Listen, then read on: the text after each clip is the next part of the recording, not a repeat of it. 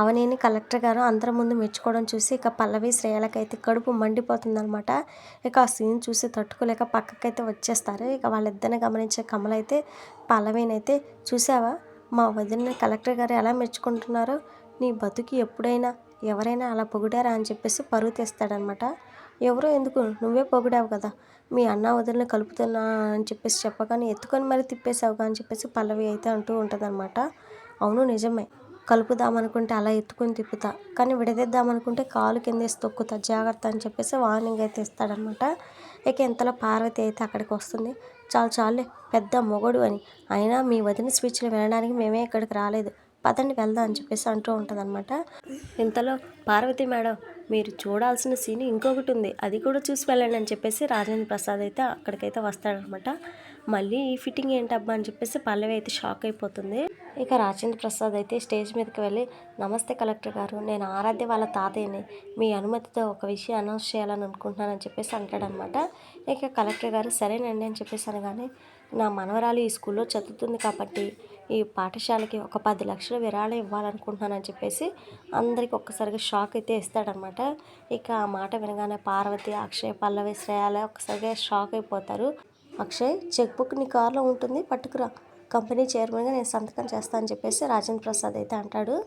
ఇక రాజేంద్ర ప్రసాద్ అనౌన్స్ చేస్తూ ఉంటే పల్లవిని అయితే పక్కకు పిలుస్తుంది అనమాట. అవని, ఎవరో మా గురించి వచ్చి అలా స్టేజ్ మీద మాట్లాడుతుంటే ఎందుకు వదిలేస్తాను తెలుసా, మన కుటుంబం పరువు కాపాడడం కోసమే, లేకపోతే అలా మాట్లాడిన ఆవిడ గొంతు మీద కాలేసి తొక్కి ఉంటే ఆమెతో అలా చెప్పించింది నువ్వే అని అందరికీ తెలిసేది, కానీ నేను అలా చేయలేదు, ఇంకోసారి ఇలా పిచ్చి పిచ్చి వేషాలు వేసివంటే తోలు ఒలిచేస్తా, జాగ్రత్త అని చెప్పేసి పల్లవికి అయితే వార్నింగ్ ఇస్తుంది అనమాట. అవని ఇక చెక్ బుక్ తీసుకురావడానికి వెళ్ళిన అక్షయ్ దగ్గరికి వెళ్ళి అవనే ఇదంతా చేస్తుందని చెప్పేసి మళ్ళీ చాడీలు చెప్తూ ఉంటుంది అనమాట పల్లవి.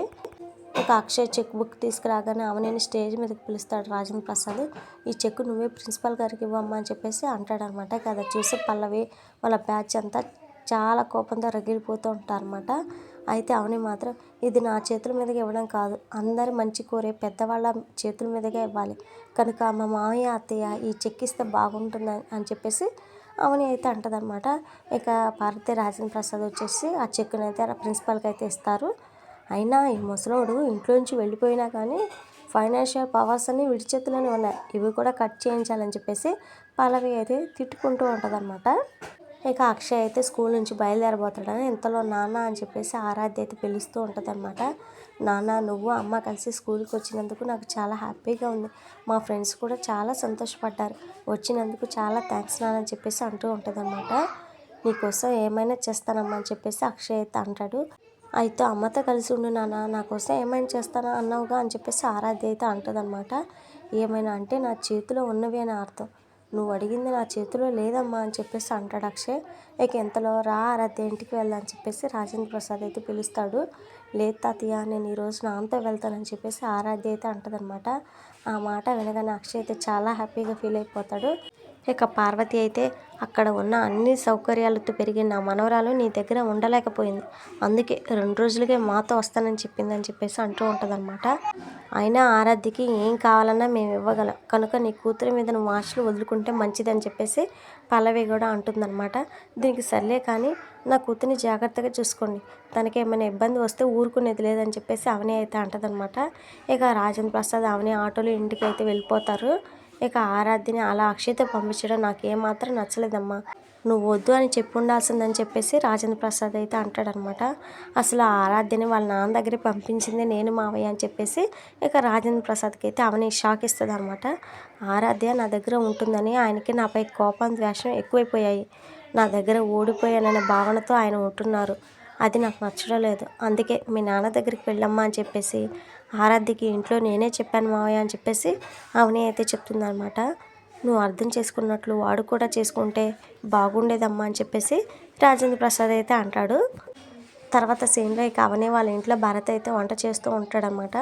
నేను ఉండగా నువ్వు వంట చేయడం ఏంటి అని చెప్పేసి ప్రణతి అయితే అంటుంది.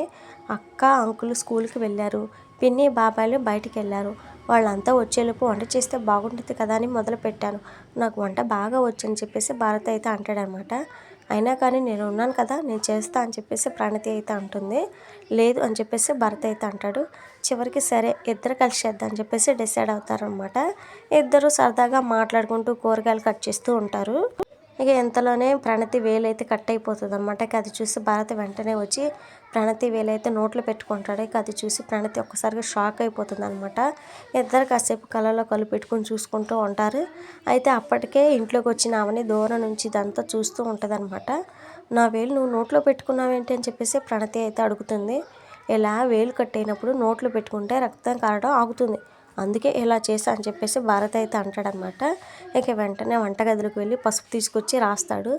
నువ్వు మహారాణిలా పెరిగావు, నీకు ఈ పనులు అవసరమా అని చెప్పేసి భారత్ అయితే అంటాడు. ఇక ఇదంతా చూసి అవని వీళ్ళు ఫ్రెండ్లీగా ఉంటున్నారా లేక క్లోజ్గా ఉంటున్నారా అని చెప్పేసి మనసులో అయితే అనుకుంటూ ఉంటుంది. ఇక అవనిని చూసి భారత్ ప్రణతి అయితే తడబడతారనమాట. ఇక ఇప్పుడే వచ్చేవాక ఫంక్షన్ ఎలా జరిగిందని చెప్పేసి భారత్ అయితే అడుగుతాడు. అంతా ఎలా జరిగింది వదిన, అన్నయ్య వాళ్ళు వచ్చారని చెప్పేసి ప్రణతి అయితే అడుగుతుంది. కానీ వాళ్ళ క్వశ్చన్స్కి మాత్రం సమాధానం ఇవ్వకుండా తల ఊపి అవని అయితే వెళ్ళిపోతుంది అనమాట. ఇక భరత్ ప్రణతి అయితే ఏం జరిగిందా ఏంటా అని చెప్పేసి ఆలోచిస్తూ ఉంటారు. ఇక మన అక్షయ్ ఏమో ఆరాధ్యని తీసుకు ఇంటికైతే వస్తాడనమాట. ఇక ఆరాధ్యని చూడగానే శ్రీకర్ అయితే చాలా సంతోషపడతాడు. వచ్చేసావా తల్లి, ఎన్నాళ్ళు అయిపోయింది నేను చూసి, నీతో ఆడుకుని చాలా రోజులు అయిందిరా, ఆడుకుందారా అని చెప్పేసి శ్రీకర్ అయితే పిలుస్తాడనమాట. కానీ ఆ ఆరాధ్య మాత్రం సైలెంట్గా ఉంటుంది. ఇంతలోనే భానుమతి వచ్చి ఆరాధ్యని చూసి చాలా హ్యాపీగా ఫీల్ అయిపోతుంది. వచ్చేసావా నా బంగారం, రా తల్లి అని చెప్పేసి ముద్దాడుతూ ఉంటుంది అనమాట. కానీ ఆరాధ్య మాత్రం దేనికి రియాక్ట్ అవ్వకుండా సైలెంట్గా ఉంటుంది.